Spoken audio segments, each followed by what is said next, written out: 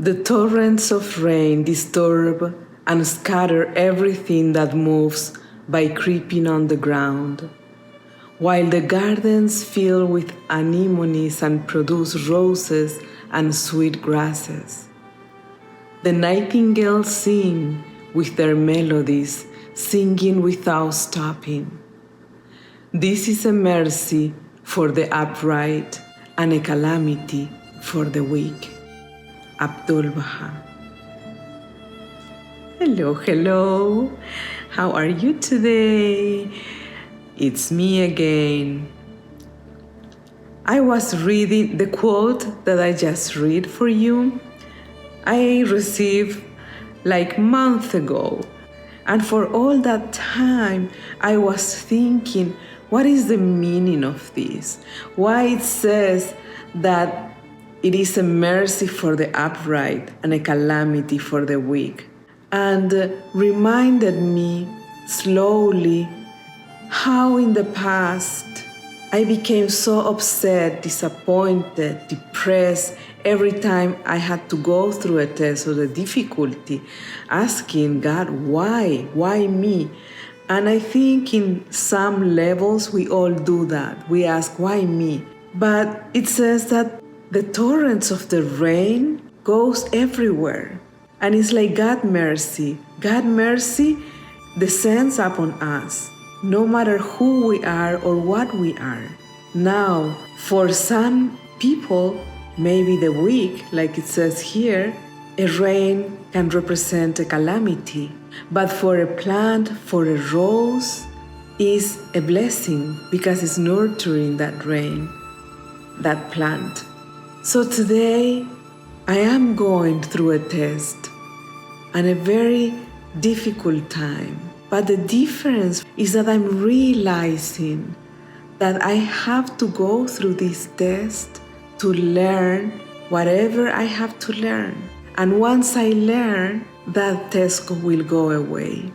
I hear in a talk that Abdul Baha, when he was a teenager, he shared with someone that was complaining about why I have all these tests.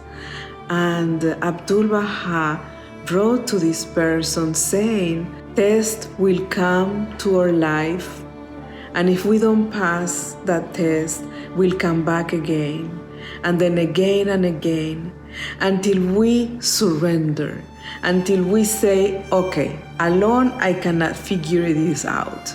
God, please help me. And when we ask the help and assistance of God, that test will come again, but this time you will pass. Isn't that a beautiful story? So there is a technique, an ancient technique in Hawaii called Ho'oponopono. And Ho'oponopono has a very short prayer that says, thank you, I love you, I'm sorry, forgive me. That makes so much sense, and is the way that we should receive tests and difficulties. Some are the consequences of our own decisions, some are sending by God, so we can improve and be better people. But even if it's a consequence of our own actions and deeds, I feel like God is using those to help us grow. If we recognize this is an opportunity to grow, even if it's so painful, then we will have gratitude.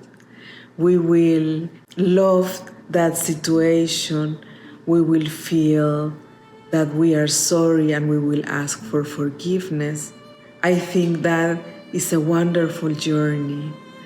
My name is Pakravan. I'm a life coach, a business consultant, and I love to share the little things that I'm learning every day. I wish you all the best, and I will leave you with some quotes that I really like and is related to how we approach tests and difficulties.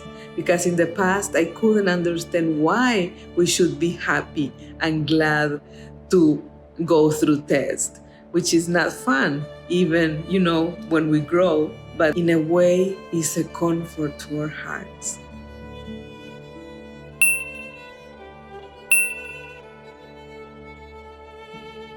Men who suffer not attain no perfection.